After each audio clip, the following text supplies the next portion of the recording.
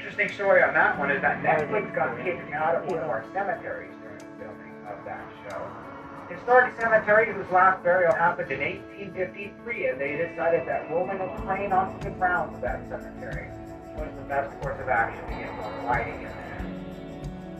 From what I've heard, they've been having some issues getting filming in the city after that action. We could go through a long list of movies filmed here, and many of them you would know and enjoy, but everybody's favorite movie filmed just a couple years ago down here, City Market. That was SpongeBob SquarePants 2, Sponge Out of the Water. As we come up towards Stop 3, take a look to our right. You'll see a beautiful Moorish-style building with some gold columns on the front of it. That's an original Ford dealership here in Savannah. Those Model Ts fit through those front doors and were showcased in those windows. Those same Model Ts broke down right about as they rolled out of the curb over here.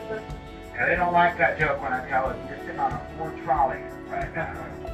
Heading into Stop 3 right now, the Thorell Weed House here on our right, the Greene Mountain House, and the Mercer Williams House are all accessible for own Stop 3. That was the last name of the owner. I kind of don't know this is Not one of what's my going on in that high garden back there. those cells.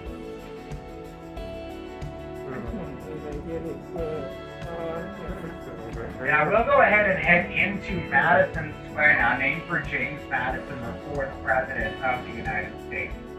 The monument out here is to Sergeant William Jasper, and Sergeant Jasper is most well known for his heroics at Fort Moultrie. For those heroics, he was offered a military commission to become an officer.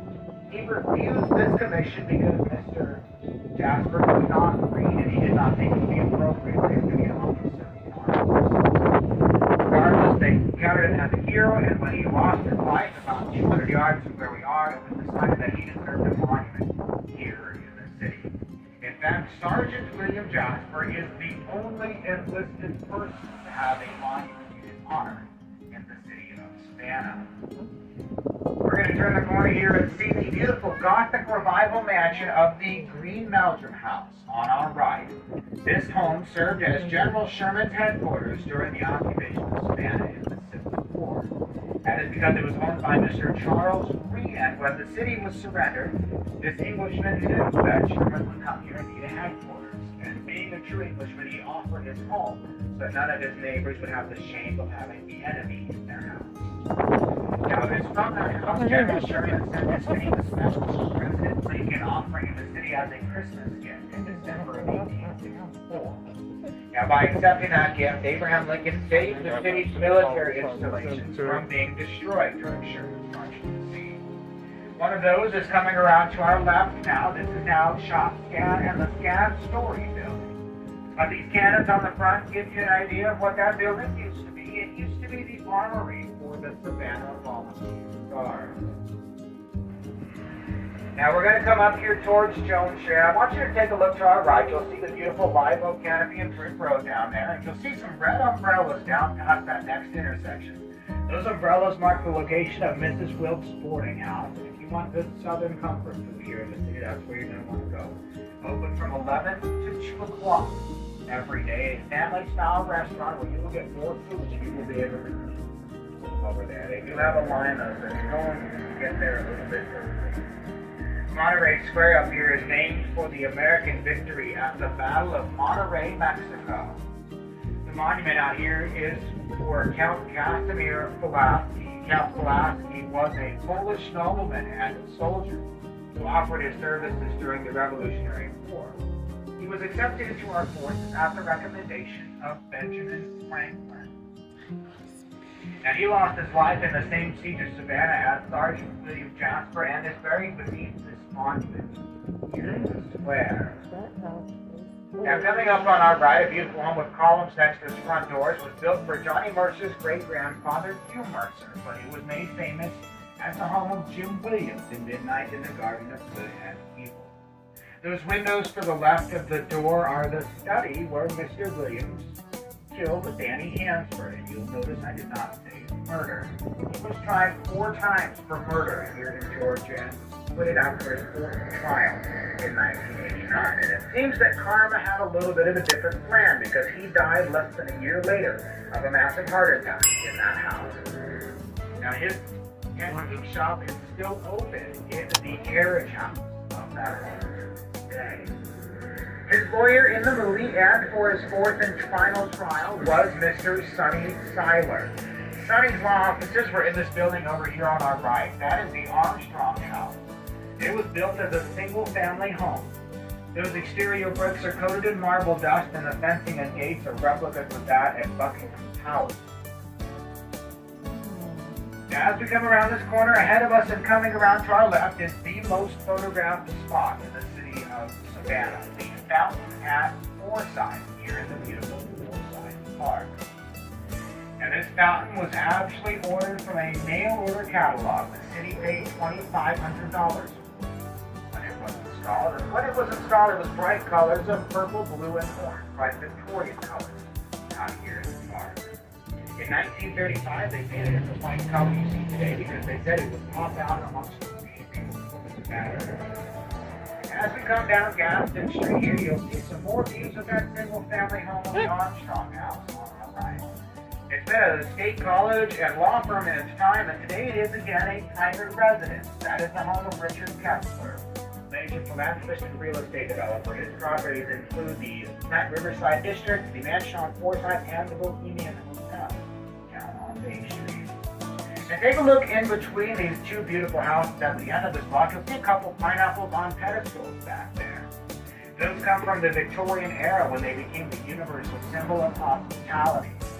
Now, it is said in that time, the lady of the house would put pineapples on the mantelpiece during a party as they get to go ahead and have fun. But if you looked up a few hours later and found that those pineapples were now gone, that was a supplicant to you to get out because you overstayed your welcome in the home. And y'all, I truly believe they just never like that today.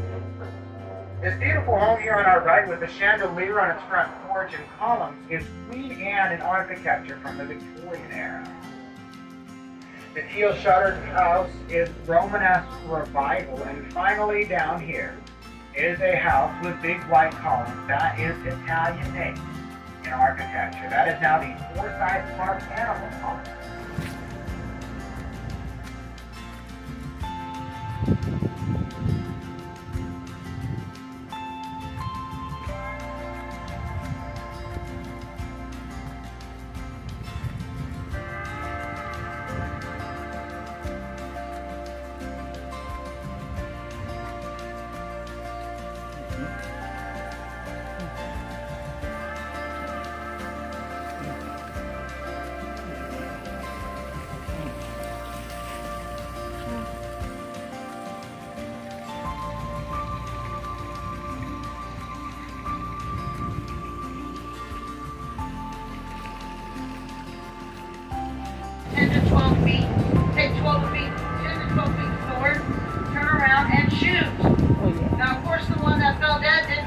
To go. To my right is the Colonial Cemetery. It dates back to 1750. And if you look to my right, you're going to see a gravestone, a grave, 4 columns. Right about here, that looks to the right, that is the grave of Lucky Gwinnett. Now he was one of the signers of the Declaration of Independence. And folks, each one of these vaults that you see contain up to 9 family members. Now, while Sherman was here, since they weren't burning Savannah, his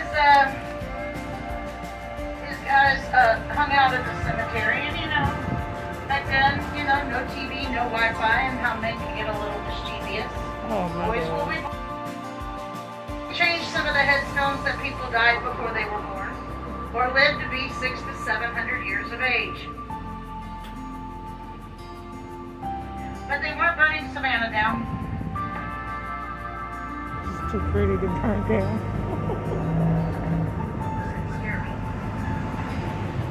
Now coming up on my left, when I make this left, you'll see the Savannah Fire Department.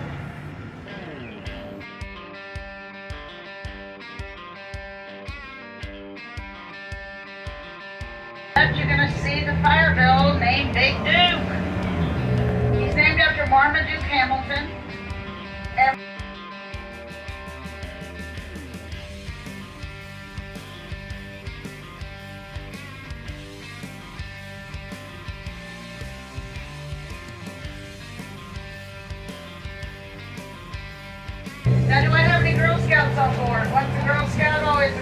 about right. Woohoo! Coming up on my right is the birthplace of Julia Gordon Lowe.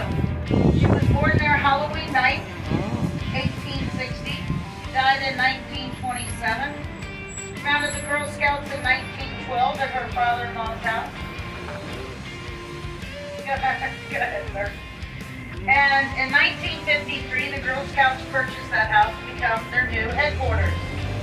And in 1965, it became our very first historical landmark. Now, I don't know about y'all, but I think a box of Girl Scout cookies is one serving. Would y'all agree? You don't want them to go stale, and they're like cracks. You put them on your lips, and you just can't stop. Drink.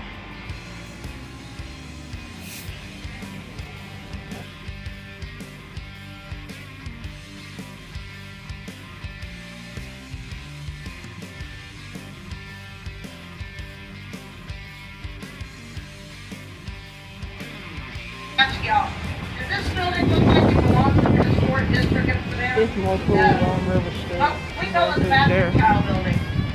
Well, we gave it the name Julia Gordon Lowe. It is the first federal building to be named after a female. Go girl power! Now coming up on my right, you're going to see the Jetson Center. It's part of the Telfair Museum of Arts and Science. It opened its doors in 2006. It has one solid floor devoted to just families to create their own artwork called the Artseum. Now we're at Telfair Square, named after Mary Telfair's father, Edward. He was the governor of Georgia, but this is one of the first 4 original squares. Now when I make this left-hand turn, on my right you're going to see, coming up, you're going to see the old IRS building. Now let me ask you folks, does anybody ever hear a kid go up to their parents and go, Mommy, Daddy, when I grow up, I want to work for the IRS? So I've never had it. Now over to my right, you're going to see 2 mosaic statues.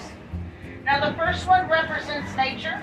The one on the right, the one on the right represents nature, and the one on the left represents culture. They were designed by Ned Smythe, and they mean worlds apart. Now coming up on my left, you're going to see the Telfair Museum of Arts and Science. Now the house was originally built for Alexander Telfair, Mary Telfair's brother. Now inside you'll find the Bird Girl, as well as the original kitchen to the house. Nothing has changed in the basement. Nothing. Now, Alexander, when he died, he left it to his sister, Mary. And Mary, a woman of many stipulations. And her last stipulation for that house, it was to be turned into a museum of arts and science, and we obliged. It is the oldest in the southeast region. Pretty. Now, the reason why the Bird Girl is in there is she used to live out at Bonaventure Cemetery until the height of the midnight in the Garden of Good and Evil, when people would go out there and chop away little pieces of her for souvenirs.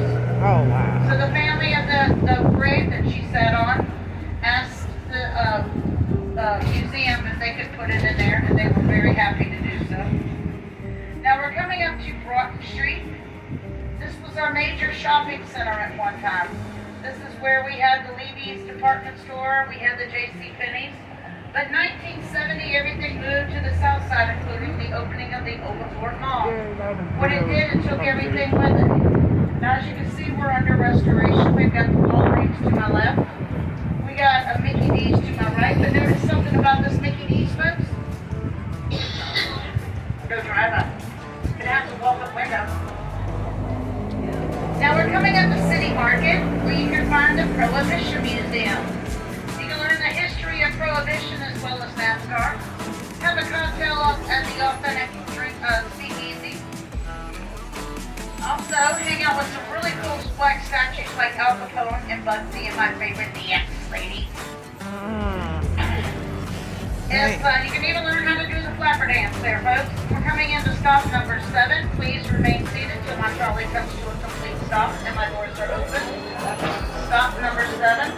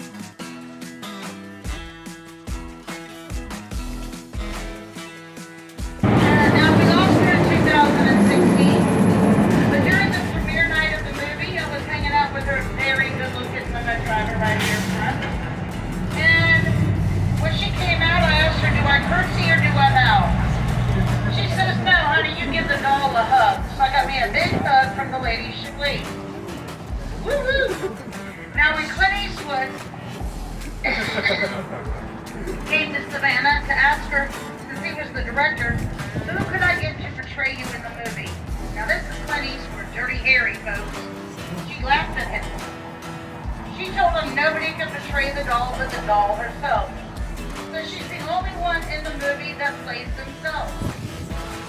Now we're going to fast forward it to when they were filming the movie here. I was working at a restaurant down on River Street, and I got to meet the film crew, like the camera guys, the grip guys, and they all hung out with all the employees at Billy Bob's on River Street. And for the night of the premiere, they invited us to the wrap-up party. Now, does everybody know what the wrap-up party is? Yeah. The big one, yes, that's it, where all the stars are at.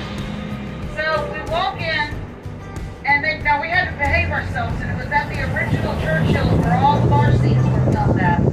I walk in, and my server is throwing darts with Clint Eastwood. Little did he know she was on the A Division dart team, and was really putting a hurting on him in a game of cricket. And I belly up to the bar and ask the bartender, Will, for my usual, and would like a shot of Jaeger. And I hear Jaeger, Jaeger. I've got John Cusack on my right. I've got Kevin Spacey on my left. Needless to say, I did not take my no drinks that night in the at my home. And that is my Hollywood star moment of my life. I won't bore you with any more. I'd like to tell you the story. Not everybody gets to see, party with stars. Now to my left, first you're going to see a brass plaque on the side of the building. That is where John Wesley spoke his first sermon to the new colony. And in front of us is Johnson Square. Now, Johnson Square was the very first square out of Oglethorpe City plan. He chose this location because of the proximity to the fresh water. It is the largest square out of the 24. This is where they would congregate every day, talk about the gossip and the political things in the colony, as well as spend time by the sundial on the other side, and cook their meals in the two ovens that were located in the square. But if you look around, folks, on every corner, we call it Baker Square, because what do you see?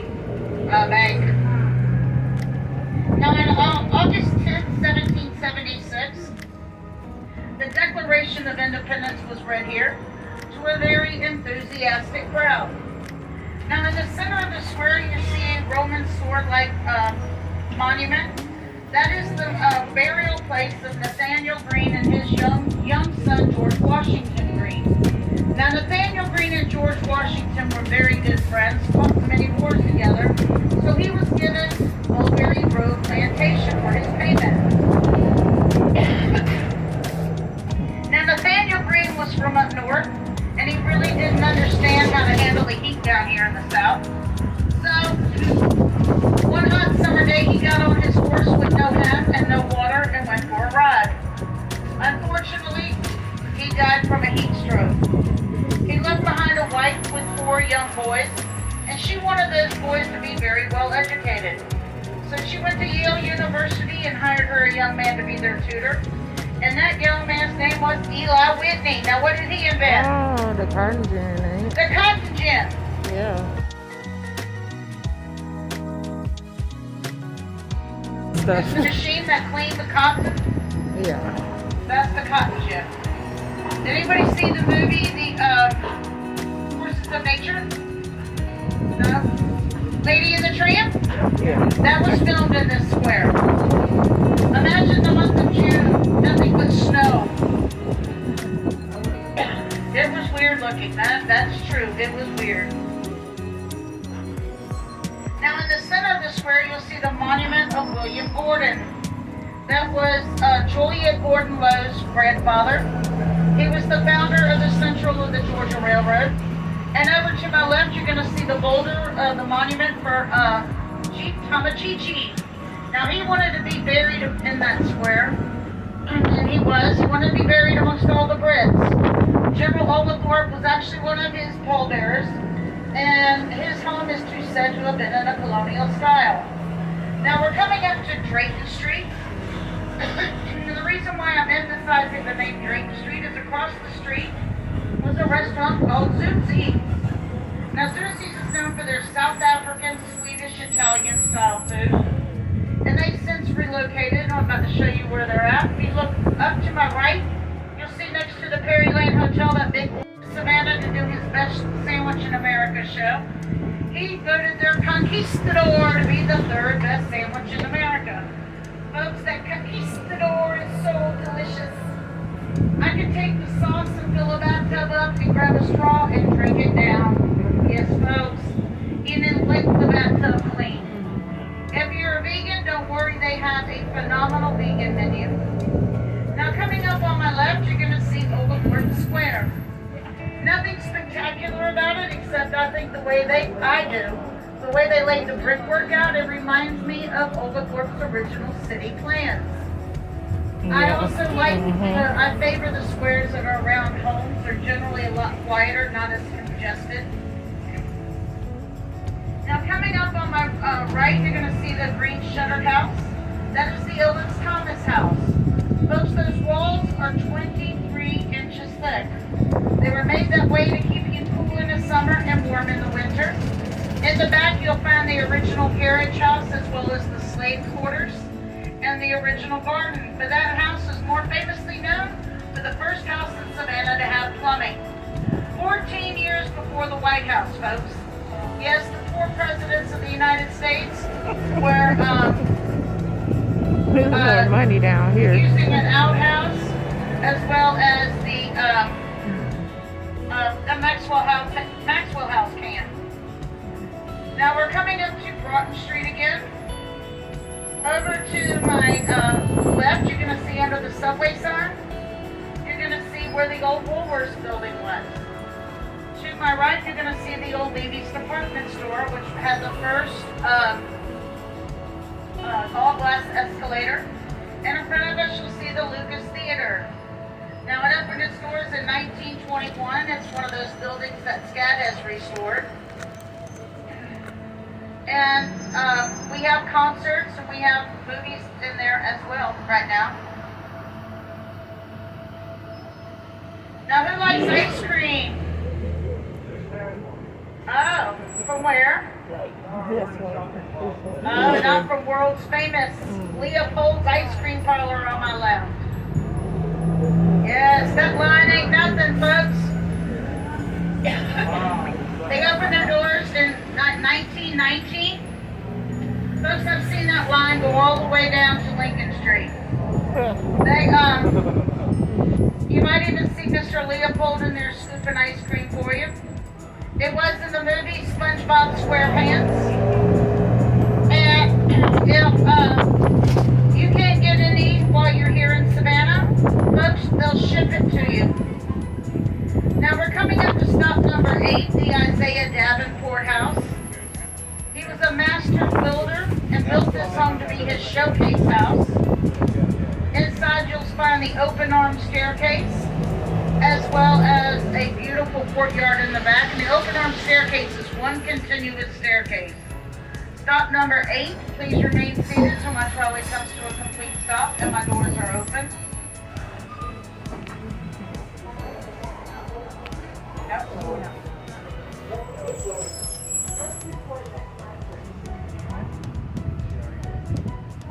Yep, on the handrail. That is a boot scraper. Now those sides, those stairs were designed for one side for the gentlemen, the other side for the ladies. Because back in those days, men were not allowed to see the ladies' ankles. Boy, have time changed. Could you imagine if the women lived today that lived back then? Lord have mercy. Now if you look over to my right, you're going to see the Piho House. Now I want you to notice, take memory note of everything you see in white, including the windowsills, the columns, the back balcony. Now Mr. Piho owned Piho Ironworks. And his philosophy was if it could be made out of plaster or wood, he could make it out of iron. Everything you saw was made out of iron. Yes. Can you imagine how heavy those columns are? No, it's all iron and then painted. There goes another British Now flag. over to my right, you'll see the Webb Military Museum. It is Mr. Gary Webb's private collection of military memorabilia. Inside you will find a uniform from every conflict and every war. And also some very endearing postcards that he has collected. It's a self-guided tour, and if you're active military, you can go in for free. Now we're now entering the older section of Savannah. Notice how the houses are a lot smaller, more cottagey style. Over to my left, you're going to see house built in 1799. It was built for George Jones. Everybody was George, Henry, James, all back in those days. Not George Jones who we know. But if you look over to my right, you're going to see some more of that Savannah gray brick built at the Hermitage Plantation from that handmade by the slaves. If you just weren't on earlier, it is said that if you look close enough to those bricks, you might see the handprint or the palm print from the slaves that made that brick. Over on my far left, you're going to see a pink church. Now that church is the Second African Baptist Church. It was built because the First African Baptist Church, their congregation had gotten so large. It is there where Sherman read the field order number 15, that all free men received a 40 acres and a mule.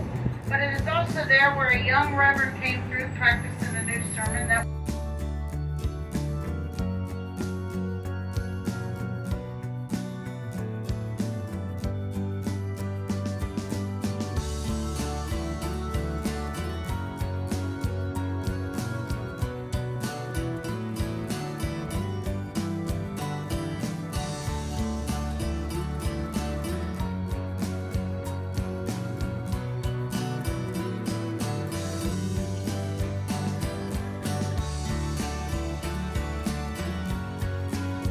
Now, when Overgard was writing down the city plan, he did a western and eastern boundary line.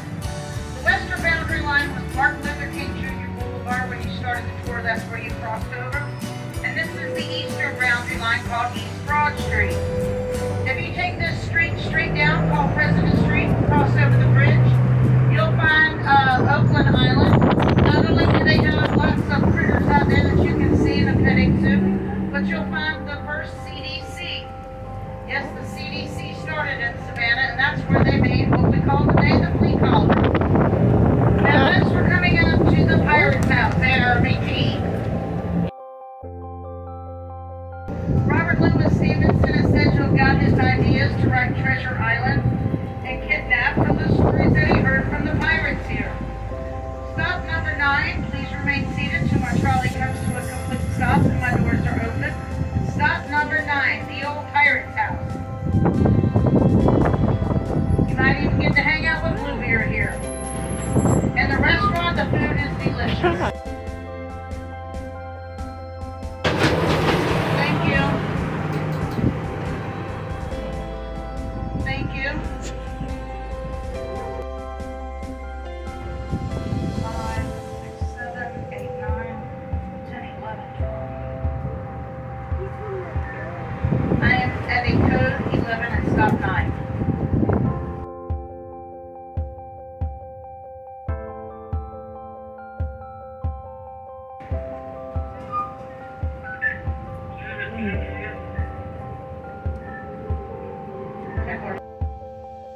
One of the trustees' houses here at the Trustees Garden, it dates back to 1734. Is that not old or what? In the stories it can tell. Now to my right is the Pirates House restaurant. Now underneath the wine cellar is a series of tunnels that leads all the way out to the river. And it is there where if a young man got way too much drunk and passed out, well folks, he would be drugged all the way out to an awaiting ship. Yes folks, he was shanghaied. Yep, got a new dance career the next morning when he woke up. Now that's going to bring me up to the second prohibition of Davenport Utopian Society. And that was no hard spirits allowed in the colony. Now we were allowed beer, wine, and ale, but no hard liquor. Davenport said it made you lazy the next day. Well, here in Savannah we call that the Savannah flu. Now to my right is Emmett Park. You're going to see the first monument of the Chatham Artillery. one of the oldest in Georgia. And then the statue of the Vietnam Memorial. It has the 106 names of the men and women that died in Vietnam from Savannah. And you see those bricks that are all around it? My family actually has a brick there. They have names all on them.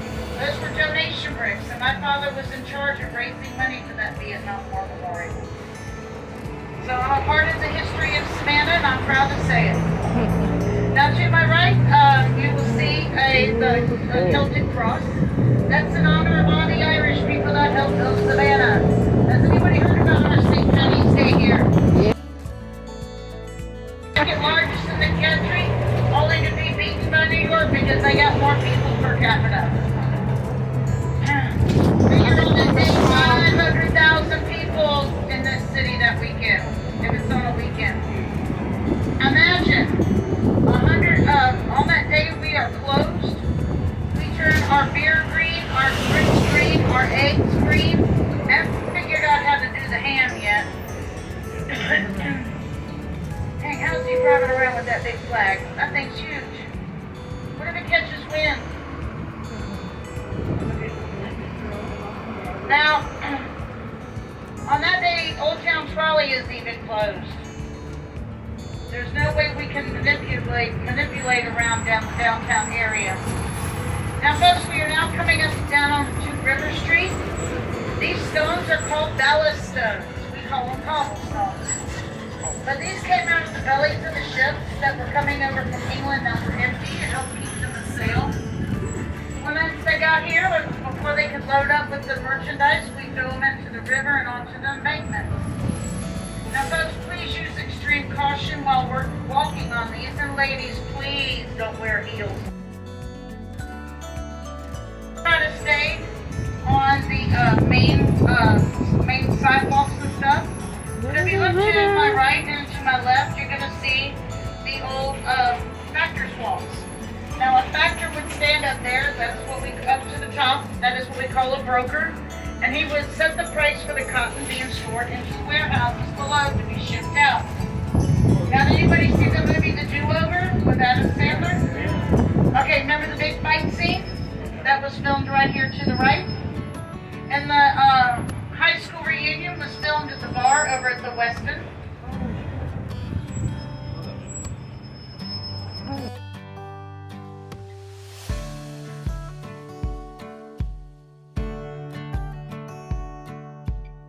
Now that was the first restaurant in Savannah, opened in 1971. They're known famously for their she crab soup as well as their French onion soup, which I'm not sure anybody wants to have soup on a hot day like today. But if you look over to my right, you're going to see the steps from Hades, folks. Look at those steps. I think they were built for Abraham Lincoln. Do not use them if you don't have to, because they are so dangerous.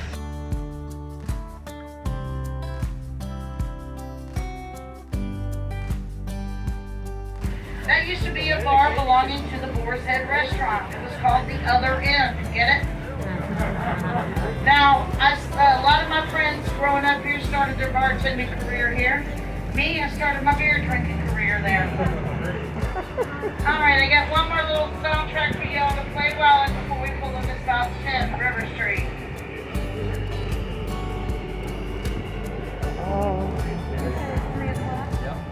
The evening hours are upon you, and unseen spirits haunt the streets of Savannah. Hear the stories no other tours dare to tell on the Ghosts and Gravestones Trolley. From the city's mysterious history to its gravest moments, its ghastly folk. When the conductor howls, all aboard, you answer the call. Alright, folks, this is stop number 10, River Street. Please remain seated until my trolley comes to a complete stop and my doors are open. Uplifting note, also to our left is our Olympic flame. As I'm sure most of you know, Atlanta did host the 1996 Olympics.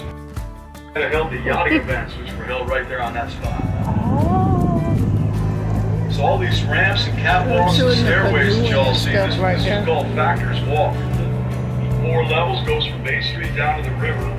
At the height of the cotton boom, Savannah was the world's #1 exporter of cotton, and Georgia produced 21% of the world's supply. You can probably imagine these ramps would have been crammed full, wagon loads of cotton up and down the ramps to and from the port. On top of the catwalks would be the factories, the cotton brokers. They'd be looking down, bidding on the cotton and buying it. That's kind of how the cotton trade works. Has anybody ever heard the old expression, fair to Midland? That was a grade of cotton and tobacco for that matter. That's where that expression originated. We talked about the Bryce Hotel over here. Some of you were aboard, being one of the first Coca-Cola bottling plants. Coke was invented in Atlanta, 1886, evidently by accident. They were trying to come up with cough syrup, and they stumbled on Coca-Cola, which is why I am told that it contained that little special ingredient back there at the beginning. Put a little more pep in your step. Yeah. I guess they thought that would help you get over a cough. I don't know. The Jones family, one of the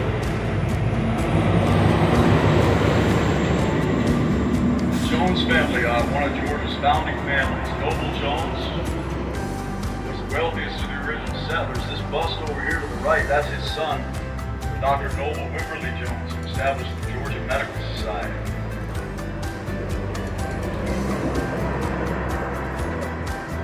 He just called it the Great Fire. It started in a public bakehouse at Ellis Square, just a couple of stops from here. When all was said and done, 2/3 of the city had been destroyed, along with all but 170 homes. One of the homes that survived, built in 1771 by James Haversham. In 1812, it became the state's first bank, Planters Bank. And in 1971, opened as a restaurant called the Old Pink House. If anybody's ever heard of that? Very popular restaurant down here. I am told that dinner reservations are booked through October. You can't get into that. You try? Yeah. We got in. Oh, you did? We booked a month ago. I was going to We say, got in yeah. yesterday. Yeah. Yeah. How was it? Yeah, I bet. Well worth the wait. Yeah. Good. I've heard of Glad I it. met somebody that got it. It is the Old Pink House directly across from Reynolds Square. John Reynolds was Georgia's first royal governor. And this monument is of John Wesley, founder of Methodism, colonial missionary to Georgia back in 1736.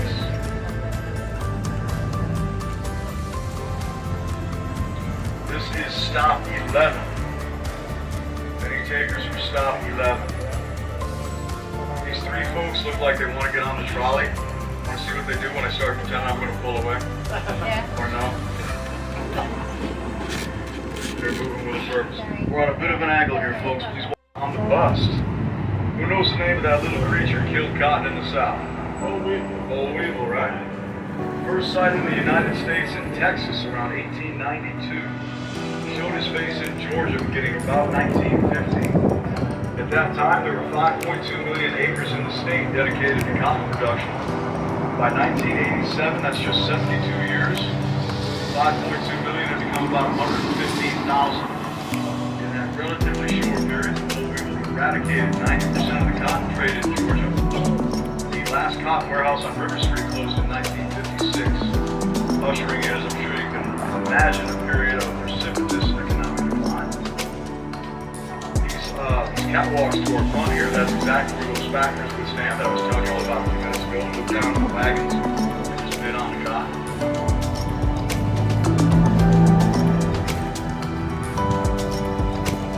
Stop 12 coming up. Bay Street, City Exchange Bell. I often get asked about the locations of Vic's on the River and Huey's restaurants, very popular. Those are over here, they'd be on your front right.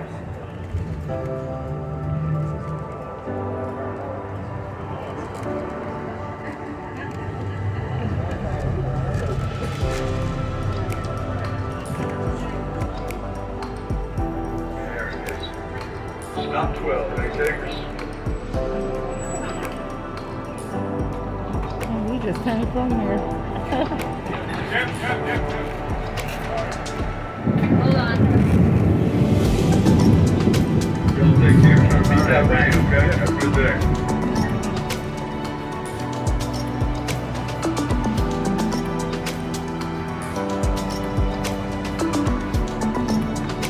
So to our left, the City Exchange Bell was imported from Amsterdam in 1802. They ring that bell at the end of the day when it was time for all these businesses to close. Notable among those was the Savannah Cotton Exchange right there to our right, built in 1886. At the height of the cotton boom, basement. Lord, it's just a great stroke. At the height of the cotton boom, Bay Street here was known as the Wall Street of the South. Just two places on earth set the world's cotton price. Those were Liverpool, England, and right here in Savannah.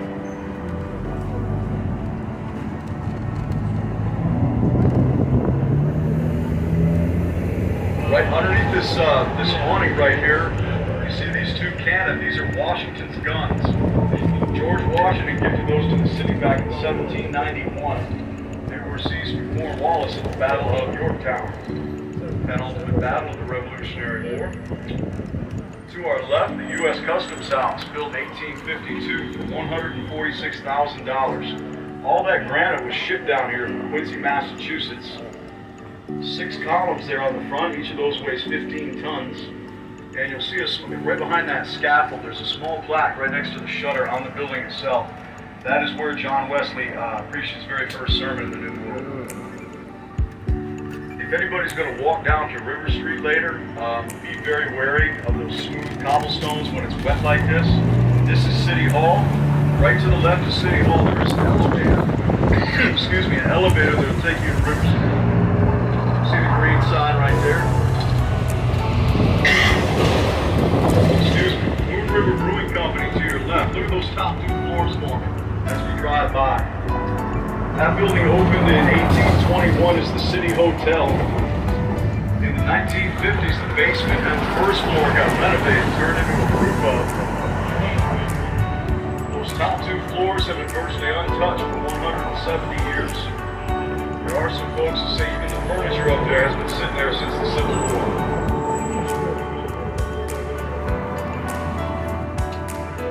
Around this corner is going to be stop number 13, Ellis Square. Henry Ellis was Georgia's 2nd royal governor. This is where the Great Fire started back in 1796. For those of you that may not know, this is the same as stop 7, everybody. If anybody is looking for City Market, it is 200 feet that way. They just call it 2 different things for some reason, but City Market is spitting distance to your front right. You're not in his ring? Yeah, this is stop number 13. Yes, ma'am. 15. Are you that anxious to be rid of me? It's just barely starting to rain if anybody wants to get on. About 10 or 15 minutes, we'll be back at the beginning, man. Those of you who's coming aboard, my name is Rich. Welcome. Hey, Richie. Hey. Anybody on this trolley a sushi person? Anybody eat sushi? Right to our front across the square, you'll see Coco and Moss. They say that's the best sushi in town. I take them at their word. Warm my speed to your front left, a black awning. Sorry, Charlie's. That is an oyster bar. That's one of my 2 favorite spots in the city. I always clip that curve. Sorry about that, folks. Yeah, Sorry Charlie's is always a good time. St. Julian Street right here in the middle. This is where City Market actually was back in the 1700s.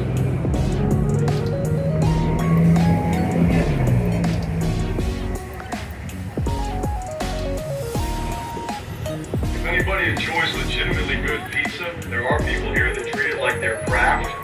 At the end of the block down here, you'll see Minivan Go-Go's on the left. Leaps and bounds the best pizza in the, not only the city, probably in this whole general area. Everybody okay with the rain? I will be happy to get up and drop some windows if I need to. Y'all just tell me, okay? But it is going to get ungodly hot here at next week. Either way, just let me know. Coming up on the left. Coming up on the left is Franklin Square, named for Benjamin Franklin. The monument in the middle there honors the 500 Haitian freemen who came and fought for the Colonial Army during the siege of Savannah, October of 1779. The church to our front with the red doors is the First African Baptist Church. It serves the country's oldest African American congregation, dates all the way back to 1788. That brings us to Oglethorpe's third prohibition. He did not allow slavery. He kept it out of the colony for 18 years. So Georgia was founded in 1731. Oglethorpe, as I mentioned earlier, returned to England for good in 1742. But he remained a trustee until 1751, so he still has some influence over what went on. That same year, he gave up the trusteeship and the influence, as you might imagine, not to see him at Scarborough House. William Scarborough, principal owner of the SS Savannah, which was the first steamship across the Atlantic Ocean.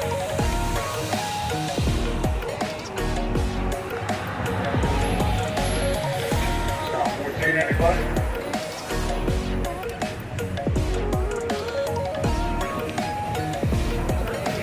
I do need to see a quick show of hands. If you push your hand up, that means you're going to get on another trolley and continue to go around. If you leave your hand down, you're done for the day, you're going to your car. So who is going to continue?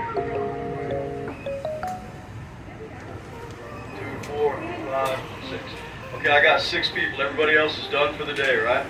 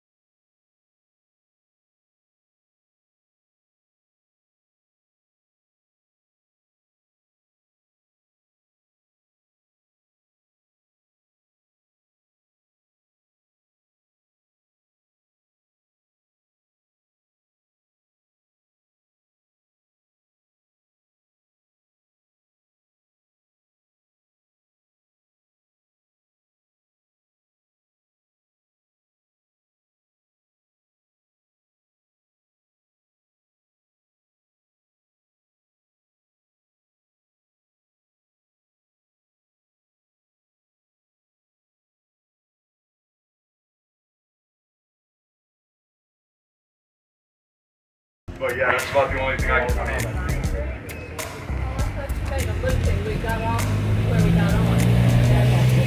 I'm going back.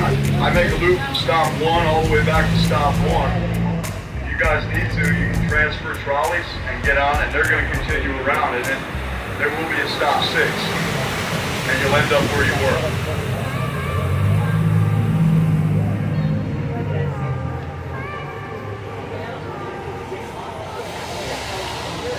To our left, the Chatham County Courthouse takes us to Oglethorpe's fourth prohibition. He did not allow lawyers, no attorneys, any lawyers aboard. This is where I break eye contact with some folks. I know who you are. He wasn't egalitarian. He believed all men equal under the eyes of both God and the law. He thought that if a man had a legal grievance, he should be able to take his own case to the bailiff, not have to hire a litigator to do it for him. So those 4 prohibitions again: no Catholics, no liquor, no slavery, no lawyers. By 1751, all of those had been repealed. And that was the end of the Oglethorpe utopian vision for Georgia. To our right, the Talmadge Bridge connects Georgia to South Carolina, named for Eugene Talmadge, a governor of Georgia back in the 1930s. The bridge was completed in 1991 at a cost of $70 million.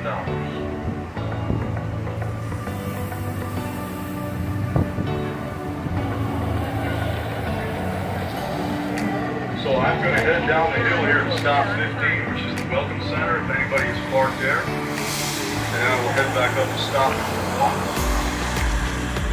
While I'm doing that, I've got to play you all the soundbite from our CEO. His name is Chris Millan. So if we're wanting a trolley back to our hotel, which one do we go to? I'm going to show you exactly where to go. It's going to be a stop number 1. I'm going to show you exactly where to go. Oh, yes.